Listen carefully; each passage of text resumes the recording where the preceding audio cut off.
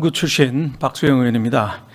오늘 결산 관련해서 우리 개별 사업에 대해서는 장관님들께 질의를 드리고 총리님께는 매크로한 질문을 좀 드리도록 하겠습니다.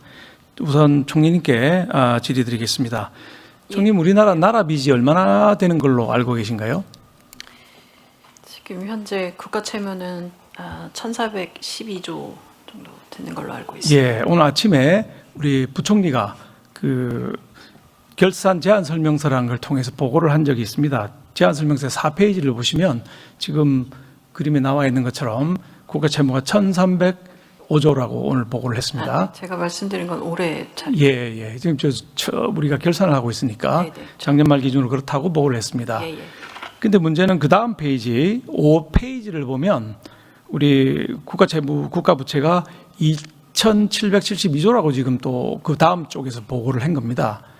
총리님, 도대체 이게 4쪽과 5쪽과의 차이는 4쪽에서 말한 1,300조의 2배를 넘는 차이가 나고 있습니다. 이런 차이는 도대체 어디서 나고 어느 게 진짜 우리 대한민국의 부채입니까? 나라 빚은 어느 것입니까? 지금 두 번째 관련된 부분들은 저기 있는 대로 국고채 다 합쳐가지고 전체적인 거 말씀드리는 것 같습니다. 두 번째 거. 딱 정확하지는 않습니다. 아마 총리님께서 예산 재정 전문가 아니시라서 그러신 것 같은데요. 이게 똑같은 보고서에서 서로 다른 두 개의 숫자, 2배나 차이 나는 숫자가 보고된다는 사실, 이게 문제가 있다. 저는 이렇게 보고 있는 것입니다. 총리님 잘 모르실 것 같아요. 제가 설명을 드려야 될 것 같은데 네. 국제기구, IMF나 OECD에서 도대체 몇 가지 종류로 이 기준으로 국가부채를 분류하고 있는지를 한번 봐야 될 텐데요. 다음 슬라이드를 보시면은 IMF는 부채 종류 4가지, 부채 주체 5가지, 이걸 조합을 하면 한 20가지 정도의 그 국가 부채에 대한 개념이 나오게 됩니다. 그 중에서 국제 기준을 위해서는 일반 정부 부채라는 개념을 사용하고 있습니다. 근데 아까 그 총리가 답변한 4쪽과 5쪽에 있는 숫자는 이거 어느 거하고도 맞지 않는 걸 지금 보고를 하고 있는 것이거든요. 그래서 GL3와 D4로 구성되어 있는 일반 정부 부채, 이거를 기재부가 앞으로는 재경부가 발표를 해야 될 것이고, 총리님께서도 이제는 이 문제에 대해 좀 관심을 가져주시면 좋겠다 하는 말씀을 드립니다. 상의 드리겠습니다. 예, 그 IMF의 기준이 너무 복잡하고 20가지 기준이기 때문에 현실적으로는 우리 학자들이 4가지 기준을 나눠서 사용하고 있습니다. D1, D2, D3, D4라고 하는 개념인데, 이 중에 D1은 단식부기, 현금주의입니다. 현금. 그리고 D2부터는 이제 발생주의로 구성이 되게 되고, 총리님께서도 한번 쭉 봐주시면 좋을 것 같은데요. D1이라고 하는 개념 4쪽에 발표한 것입니다. 이건 중앙정부 채무와 지방정부 채무, 이 2가지 합친 것이고, D2가 이게 이제 국제 기준입니다. 다른 나라 국제 비교할 땐 D2를 사용하고 있는 것입니다. 여기는 D1에다가 중앙정부와 지방정부의 비영리 공공기관들이 많이 있지 않습니까? 네. 뭐 도로공사라든지 등등 많이 있을 텐데 비영리 공공기관 부채를 합쳐서 D2라고 하는 것입니다. 그 다음에 D3, D4가 있는데, D4는 군인, 공무원 그리고 국민연금의 충당 부채까지 합니다. 총리님, 내부에 근무하셨죠? 예, 그렇습니다. 민간 기업에서는 이렇게 현금주의로 계산합니까? 발생주의로 계산합니까? 현금주의는 참고로 말씀드리면 단식부기이고, 발생주의는 참고로 말씀드리면 복식부기에 해당합니다. 민간에서는 제가 그 부분까지는 정확히 보고 사업을 하지는 않았어서 정확히 어떤 저기를 보는지는, 네이버 같은 경우는 사실은 조금 이상하다고 생각하실지 모르겠지만 예산 개념이나 이런 결산이나 이런 부분에 대해서 이렇게 CFO 조직 외에는 이렇게 면밀하게 들여다보지는 않습니다. 이유는 아까 제일 처음에도 말씀 주셨던 부분들하고 연결돼 있다 생각되는데요. 이 사업의 변화가 워낙 빠르기 때문에 앞으로 몇 년간 무슨 일이 벌어질지 몰라서 전체적인 예산 기준을 놓고 알겠습니다. 사업을 풀어갑니다. 이거 뭐 경영학과 나온 사람 정도면 다 아는데, 총님이 영문과 나오셔서 그러신가? 이 민간 기업은 전부 발생주의, 복식부기 얘기를 하고 있습니다. 단식부기로 한다는 건 전혀 맞지 않는 일이고요. 과거의 일이고 전부 복식부기, 상법도 그렇게 하라고 규정을 하고 있는 것입니다. 근데 오늘 5페이지에서 발표했던 부총리의 숫자, 이건 또 저 학자들이 얘기하는 D1, D2, D3, D4는 전혀 다른 다른 부채를 지금 발표하고 있는 것입니다. 즉 다시 말해서 우리 부총리와 재경부에서 가지고 있는 숫자라고 하는 것은 국제 기준에도 맞지 아니하고 또 우리 학자들이 주장하는 기준에도 맞지 아니하는 숫자를 지금 내놓고 있기 때문에 4페이지하고 5페이지에 2배 이상 차이 나는 국가 부채를 지금 나라 빚을 발표를 하고 있는 것입니다. 그 세부적인 부분은 부총리가 추가로 답변. 그러니까 제가 안 그래도 부총리한테 또 물을 겁니다. 아까 말씀드린 것처럼 구체적인 거는 물을 예정입니다. 자, 국제 기준은 D2인데 대통령님을 포함해서 총리님, 경제부처 장관들도 다 다른 나라 거는 D2를 얘기하면서 우리나라 거는 D1을 지금 얘기하고 있는 문제가 있기 때문에 이거를 제가 수차례 경제부처에 얘기를 했지만 고치가 않고 있습니다. 총리께서 관심 가져주시기를 부탁을 좀 드리겠습니다. 자, 이것도 아마 잘 모르실 것 같은데 우리나라가 D2 기준으로 하면 다른 나라보다 부채가 많습니까? 적습니까? 네, 뭐 그 부분도 부총리가 답변 드리는 게 좋겠습니다. 예. 예. 우리 부총리한테 제가 다시 물어봐야 되겠네요. 자, 다음 그래프를, 슬라이드를 보시면은 국제 비교 기준인 D2 기준으로 볼 때에 우리나라가 지금 그 기축통화국과 비기축통화국이 있거든요. 우리나라는 기축통화국입니까? 비기축통화국입니까? 그건 아시겠죠? 네, 비기축통화 등. 그렇죠. 네. 그 비기축통화국 11개 국가랑 비교를 지금 해놓은 슬라이드를 제가 올려놓고 있습니다. 저 노란색이 우리나라 거고요. 하얀색이 비기축통화국 11개국의 평균입니다. 근데 평균을 보시면 올해는 우리가 평균보다 약간 낮은 정도의 그 GDP 대비 비율을 가지고 있지만 내년부터는 급속도로 올라가서 2031년이 되면 무려 8.7%포인트 차이가 날 거다. 이게 IMF 예측입니다. 그러니까 즉 우리 재정이 국제 기준인 D2로 보더라도 매우 위험한 상황에 있다. 이건 개념을 몰라도 그래프를 보시면 아실 수 있을 거라고 생각을 하고 있습니다. 자, 이제 제일 큰 문제는 이건데 우리 기준을 D2하고 D1이 있고 D4까지 있으면 같은 기준으로 비교해야 되지 않겠습니까, 총리님? 그건 막 상식적이죠. 네, 뭐 비교 대상을 동일한 기준으로 놓고 그렇죠. 동일하게 놓고 그렇죠. 그렇죠. 앞으로 좀 그렇게 해주셨으면 좋겠습니다. 이재명 대통령부터 시작해서 부총리까지 전부 우리나라 거는 D1을 대고 다른 나라 거는 D2를 대서 마치 우리나라의 부채 비율이 적은 것처럼 호도하는 경향이 지금 있습니다. 그래서 앞으로는 사실 내용에 대해서는 물론 제가 부총리한테 또 질문할 겁니다. 염려 안 하셔도 됩니다.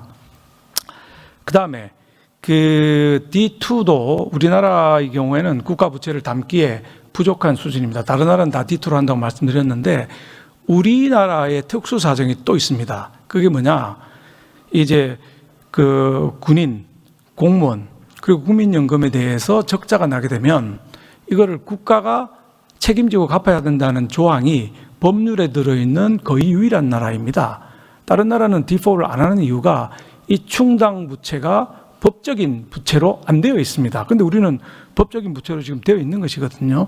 지금 조문을 제가 군인연금법과 공무원연금법 그리고 국민연금법 조문을 내놨는데 이 조문을 완전히 포퓰리즘이죠. 국가가 빵꾸 나면 갚아주겠다. 적자 나면 갚겠다. 이렇게 규정이 되어 있기 때문에 그러면 복식부기로 보면 이미 부채는 발생하고 있는 것이고 따라서 반영돼야 된다는 것이 D4의 개념입니다. 따라서 저는 우리나라가 D4까지 다 발표를 해야 된다고 보는데 다음 슬라이드를 한번 봐주시면 이게 D1부터 D4까지를 제가 숫자를 표시를 해놓은 것인데 D1은 이제 부총리께서 쭉 발표를 하고 계시고요. D2, D3는 2년 뒤에 발표를 하기 때문에 지금 통계 자료가 24년까지밖에 안 돼 있는 걸 보실 수가 있을 것입니다. 그리고 심지어 D4는 기재부에서 발표를 안 합니다. 재경부에서 발표 안 하기 때문에 우리 의원실에서 추계를 해서 지금 2024년까지 발표를 해놓고 있는 상황입니다. 이게 2025년에 국민연금 충당 부채까지 들어갔기 때문에 그것까지 다 추계하게 되면 엄청나게 높은 수준으로 올라가서 GDP 대비 200% 정도 될 걸로 보고 있습니다. 따라서 우리나라 GDP 대비 이게 50% 정도 수준밖에 안 된다. 그래서 안심할 수 있다. 그래서 확장 재정을 해도 된다. 이런 개념으로 보시면 큰일 날 수도 있다. 이런 말씀을 드리고 자꾸 부총리한테 넘기시니까 제가 부총리한테도 질문을 하도록 하겠습니다. 근데 말씀 잘 들었습니다. 네, 총리님. 예. 근데 IT 전문가시잖아요. 그래서 총리로 발탁되신 거고 근데 IT 전문가신데 우리나라가 D2나 D3 이거를 2년이나 뒤에 1년과 그 다음에 12월에 발표하는데 이게 이렇게까지 2년이나 뒤에 발표해야 될 정도의 실력밖에 안 되나요? 좀 IT를 통해서 좀 당길 수 없을까요? 제가 뭐 IT 전문가 저 부분은 좀 다른 영역들을 말씀하고 계신 것 같습니다. 그래요? 네. 총리님 그럼 전공이 뭡니까? 뭘 물어보시면 좀 시원시원하게 답변해 주실 겁니까? 네, 의원님이 물어보시는 건 어려운 질문들이 많아서. 우리나라 경제가 어렵습니다. 우리 세제도 어렵고 전부 다 어려워서 그렇습니다. 네. 자, 그러면 전체적인 그림에서 추경 예산. 작년에 우리 오늘 주제가 이제 결산이지 않습니까? 작년에 우리 추경을 얼마 편성했습니까? 지금 뭐 질문 주시고 나니까 머리가 서서 네. 아, 예, 아이고, 네. 예. 오늘 아주 자, 1차에 우리가 13조 8천억, 2차에 31조 8천억 이렇게 추경을 편성해서 추경 총 규모는 45조 6천억이었습니다. 근데 이 편성을 했으면은 그 큰 돈이지 않습니까? 엄청난 돈입니다. 45조 같으면은 이 돈을 편성했으면 집행률이 잘 해야 될 거 아닙니까? 나라 경제 살리기 위해서 추경하자고 억지로 해서 우리 국민의힘에서 반대하는데도 불구하고 추경을 밀어붙여서 했으면 집행을 많이 해야 될 거 아닙니까? 근데 저 그래프에서 보시는 것처럼 집행률이 제 1차 추경은 16%가 집행이 안 됐습니다. 2차 추경은 6% 정도가 집행이 안 돼서 평균적으로 두 번의 추경이 10.8%가 집행이 안 된 거예요. 아까운 돈을 편성을 했으면 빨리빨리 써야 될 거 아닙니까? 안 될 것 같으면 편성을 하지 말아야죠. 편성하기 위해서 우리가 국채도 발행하고 아까 말씀드린 나라 빚도 내고 이렇게 했는데 이걸 다 안 쓴다는 건 말이 안 되는 거죠. 어떻게 생각하십니까? 네, 뭐 집행률 높이는 것은 굉장히 중요한 일이고 작년 내내 저희가 집행률 높이기 그렇죠. 위한 얘기들을 굉장히 많이 그렇죠. 했었습니다. 예. 네. 근데 작년에 세부 사업을 보면 총리님께서 중기부 장관도 하셨잖아요. 네. 중기부 사업에 중소기업 모태조합 출자 이걸 또 3천억 추경 편성했는데 한 푼도 안 쓰셨어요. 실제 투자가 하나도 없었다는 보고가 있는데 어떻게 생각하십니까? 그 모태펀드 같은 경우는 의원님 펀드의 구성의 특성이 좀 있는 것 같습니다. 이게 투자라고 하는 것이 펀드에 출자를 해놓는 것과 그 다음에 그 뒤에 어느 기업들에 어떻게 넣는 것들의 그 시차 부분의 차이들이 좀 이 반영상에 있는 부분들이 있다고 생각합니다. 그러면 올해는 작년에 넣었던 3천억 모태펀드에서 충분히 출자될 것이다. 네, 그 연도별로 지금 운용사들이 있고 그 운용사들이 그 상황에 따라서 투자하는 그 투자 기간이 있지 않습니까? 네. 거기 맞춰서 계획에 따라 그 운용사들의 판단에 따라서 갈 거고 예. 관련된 부분들에 대해서는 좀 더 이거는 뭐 그 국감에서도 매번 지적 주셨던 부분들이라 집행이 잘 되도록 계속 독려해야 되는 부분. 네, 말씀하지 마시고 그 다른 정권하고 비교를 해본 표가 앞쪽에 있는데요. 그래프를 한번 봐주시면은 윤석열 정권 때는 추경의 미집행률이 6.8%였습니다. 근데 문재인 정권과 이재명 정권에서는 보시다시피 다 10%를 넘는 정도의 미집행률을 보이고 있습니다. 앞으로 총리님 말씀 주셨으니까 약속 주셨으니까 집행률 높이는데 네. 조금 더 신경을 그렇게 써주시기를 하겠습니다. 당부를 드리겠습니다. 네. 그 다음에 이거는 이제 장관님들께 물어야 될 것 같네요. 작년에 초유의 국방 예산 미지급 사태가 있지 않았습니까? 미지급 사태가 그죠, 부총리님? 네네. 예, 부총리님 이거 왜 연말에 지급을 못하고 이거를 시켜서 연초에 했습니까? 이거 사실 기업 민간기업 우리 총리님 민간기업 출신 민간기업 같으면 연말에 줘야 될 돈이 없어서 못 주고 연초에 준다. 이거는 은행권에서 사실 부도를 막아주지 않는 이상은 부도나 마찬가지 상황이거든요. 1조 3천억입니다. 작은 돈이 아닙니다. 어떻게 해서 이런 사태가 발생했습니까? 예, 작년에 이제 국방비 같으면은요, 국방비는 주로 이제 12월 달에 많이 이제 집행이 되는 것 같습니다. 집행이 되는 것 같고, 작년에 저희들이 이제 경제가 워낙 어려우니까 조기 집행을 촉진하다 보니까 다른 부처는 이게 집행이 아주 잘 됐습니다. 잘 됐는데 이 국방부 쪽은 연례적으로 불용이 많습니다. 그래서 저희들도 그걸 감안했는데 또 하필이면은 그 세외 수입이 또 많이 줄었습니다. 한 3조 9천억 정도 줄다 보니까 이런 미스매치가 일어나가지고 일시적으로 발생해서 저희들도 깜짝 놀랐는데 앞으로도 그래서 이제 앞으로는 월 단위로 좀 이렇게 집행을 좀 독려하고 또 국방비도 연도 말에 12월 달 하다 보니 이게 집행될지 안 될지도 모르고 또 다른 지역은 또 집행이 잘 되고 이러다 보니 그쪽으로 돈을 주고 세액 수입은 또 안 들어오고 하는 그런 불가피한 상황을 했다는 점에 대해서는 송구하게 생각하고요. 앞으로는 저희들이 그 필수 자금 같은 경우는 진짜 별도로 계리를 해가지고 주요 사업 중심으로 배분한다든지 이런 제도 개선을 하겠다는 말씀. 예, 부총님, 올해 1월 3일 네. 연초에 재정경제부가 보도자를 냈는데 그 입장이 보면 국방부와 방사청이 연말에 너무 늦게 예산을 신청해서 배정을 해주지 못했다 이렇게 답변했습니다. 맞습니까? 예, 그러니까 그런 집행이 좀 더딜 거라 하는데 갑자기 또 집행이 되니까 신청 오니까 저희들은 집행이 안 될 걸로 잡혀 있었고 또 집행이 된다 해서 그래서 이제 그런 사태가 발생했다. 국방부 장관님, 1월 7일 날 법사위 전체에서 이 문제에 답변하셨거든요. 네. 그런데 뭐라고 답변하셨냐면은 절차와 시기를 준수해서 진행했는데 예산을 늦게 신청한 건 없다. 이렇게 답변을 하셨어요. 속기록에 나와 있는 내용입니다.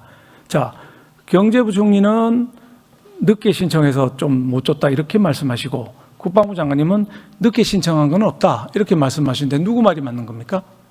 네, 실무자 간의 약간의 그 행정적 절차에 있어서 오류가 있었던 것 같습니다. 연초에 미집행분을 연초에 바로 집행을 했습니다. 연초에 집행했는데 예. 그게 초유의 사태라는 거죠. 1조 3천억에 대한 국방비 지급을 안 해서 청소하시는 분들, 식당 운영하시는 분들, 그다음에 방사청은 우리 무기 체제에 대한 지급 이것까지 전부 해서 작은 돈이 아니라냐 1조 3천억이 이렇게 펑크가 난 초유의 사태가 발생한 것입니다. 근데 두 분의 말씀이 다르니까 제가 참 드릴 말씀이 없는데 부총리님, 네. 올해부터는 이런 사태가 발생 안 한다고 보면 되겠습니까? 네, 그렇습니다. 그래서 저희들이 이제 시스템도 개편하고 이제 주요 사업 그러니까 또 발생하면 책임지실 수 있습니까? 예, 안 나도록 하겠습니다. 알겠습니다. 시간이 너무 빨리 흘러가서 제가 물가에 대한 질문을 좀 해야 되겠습니다. 물가는 총리님한테 할까요? 부총리님한테 할까요? 저한테 하시죠. 자, 부총리님, 예. 이 온라인에서 이런 게시물이 지금 떠 있습니다. 윤석열 때가 태평성되었다. 왜냐? 나라의 제일 큰 고민이 대파가 비싸다는 거였다. 이게 이제 인기 저걸로 인터넷에 지금 떠 있는 온라인상에 떠 있는 게시물입니다. 대파 비싸다고 난리를 쳤다. 이런 내용이죠. 근데 지금 대파가 아니라 지금 물가는 그때 대파보다 훨씬 더 올라가 있습니다. 2024년 4월 총선 당시에 대파가 1kg 가격이 2,440원이었는데 지금 대파 1kg는 3,100원, 그때보다 무려 700원이나 더 올라간 것이고요. 그뿐만 아니라 다른 식료품들 가격도 보시면 계란이 무려 17%, 쌀은 13%, 김은 13%, 김밥도 지금 한 줄에 4,000원을 하고 있습니다. 그래서 김밥을 요새 김밥이 아니라 기본 김밥입니다. 금밥이라고 부른다는 얘기가 온라인상에서 많이 떠들고 있는 상황이거든요. 그게 물가가 이렇게 많이 올라가는데 물가 상승의 근본 원인은 뭐라고 생각하십니까? 예, 지금 의원님 지금 말씀해 주신 것처럼 계란 같은 경우는요, 지금 그 조류 독감이라든지 이런 쪽으로 해가지고 많이 이렇게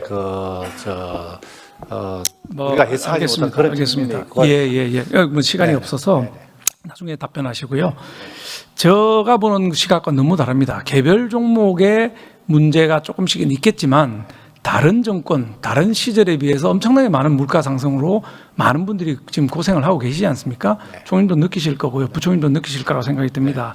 이거는 기본적으로 유동성 증가라고 저는 생각합니다. M2 증가율을 이렇게 보시면은 M2 증가율과 증가량을 보시면 이재명 정권에서 지금 엄청나게 많이 올라가고 있는 겁니다. 증가량도 엄청나게 528조 증가를 했고 증가율도 12.2% 증가를 해서 다른 정권 옆에 보시면 박근혜 정권, 문재인 정권, 윤석열 정권까지 했던 것보다 5배, 6배 이렇게 지금 M2가 풀어지니까 화폐가 증가하는데 물가가 오르지 다른 방법이 있겠습니까? 그래서 개별 종목의 문제를 천착하지 마시고 적어도 나라 경제를 전부 책임지시는 부총리님이시니까 M2에 대한 문제 이거를 유심히 보셔야 되는데 지금처럼 박홍근 장관님 편성하는 예산처럼 수퍼 예산을 또 편성하게 되면 M2는 더 늘어나고 물가는 더 올라가서 일반 우리 서민들 고통이 더 심해질 우려가 있다. 이걸 정말 염두에 두셔야 될 거라고 생각을 합니다. 시간이 다 돼가지고 제가 더 질문할 수는 없는데 추가 질의 때 더 하도록 하겠고, 일단 이 민생 이걸 좀 신경을 써서 잘 해주시길 바라고, 우리 재정이 파탄나지 않도록. 예, 존경하는 우리 박수영 의원님 좋은 질문 감사합니다. 물가는 저희도 이게 가장 정책의 우선순위입니다. 우선순위인데요. 저희들이 변명을 하고자 하는 것은 결코 아닙니다. 그런데 개별 품목별로 저희들은 이 물가 상승 요인이 좀 있습니다. 어떤 부분은 작황이 안 좋고, 어떤 부분은 또 조류라는 특별한 또 사항이 발생하고, 이런 부분과 함께 지금 말씀 주신 그 전체적으로 총통화를 통한 부분에 대해서 말씀을 주셨는데, 저희들 통계로 보면은 2005년에서 2025년까지는 장기 평균 한 7.5%인데, 저희들은 이걸 좀 최대한 좀 줄여보려고 하는데, 또 대외적인 요인도 있습니다. 여러 가지로 또 해외가 국내에 투자가 온다든지 또 그런 부분도 있으면서, 이런 부분까지 전부 그걸 뭐 스테릴라이제이션 그러는데, 이거 좀 태화를 시켜가지고 의원님 주시는 그런 문제를 최소화하기 위해서 저희들이 총통화도 잘 관리하고, 개별 품목별로 이슈에 대해서도 그 품목별로 좀 이렇게 문제 해결을 해서 물가 안정에 좀 최대한 노력하도록 하겠다는 말씀을 드리겠습니다. 물가 부채 관련해서 좀 말씀 드려도 되겠습니까? 네, 우리 총리님께서 저희한테 답변을 하라고 했기 때문에 소관 부처 장관으로서 잠깐 설명드리겠습니다. 뭐 D1이 옳고 D2가 틀리다 그런 건 아닌 건 잘 아실 겁니다. 국제적으로 다 쓰고 있는 개념들이고, D1이나 D2나 다 국제 기준에 맞춰서 저희가 하고 있는 건데요. 뭐 D1은 알다시피 또 국가재정법에 의해서 저희가 산출을 하고 있는 것이고, 그렇기 때문에 알다시피 지금 현금주의로 우리가 운영하다 보니까 결국은 우리나라에서는 이 D1을 활용하는 것이 불가피하다는 거고요. 그러나 우리가 국제 비교를 하는 데 있어서는 D2를 다 사용하고 있죠. 그건 뭐 여러 번 재경에서 우리가 말씀을 들어서 알고 계실 겁니다. 오늘 이제 말씀하신 D4까지 얘기를 하셨는데, 왜 이런 것까지 좀 다 이렇게 이런 큰 규모로 커질 텐데 이런 걸 좀 혹시 집계도 제대로 하지 않냐. 사실 그 어느 나라도 이 D4와 관련해서는 국제적 기준이 없지 않습니까? 그러니까 여기 대해서는 산출 중인 국가가 없는 걸로 저는 알고 있습니다. 따라서 우리나라도 그런 산출하고 있지 않다. 다만 결산이 이제 5월 말에 진행이 정부안이 마련되지 않습니까? 그래서 국회로 제출할 때 재무제표상에는 이제 국가 부채에 제가 포함을 시키지 않습니까? 그런 이제 국제적 기준, 그다음에 국내의 현실적인 측면, 그다음에 국제 간의 비교, 이런 걸 다 감안하에 저희가 관리하고 있는 것이지, 일부러 우리가 뭐 축소하려거나 그럴 의도는 전혀 없다는 것을 우리 의원님께서 잘 알고 계실 것이라 믿습니다. 네. 네.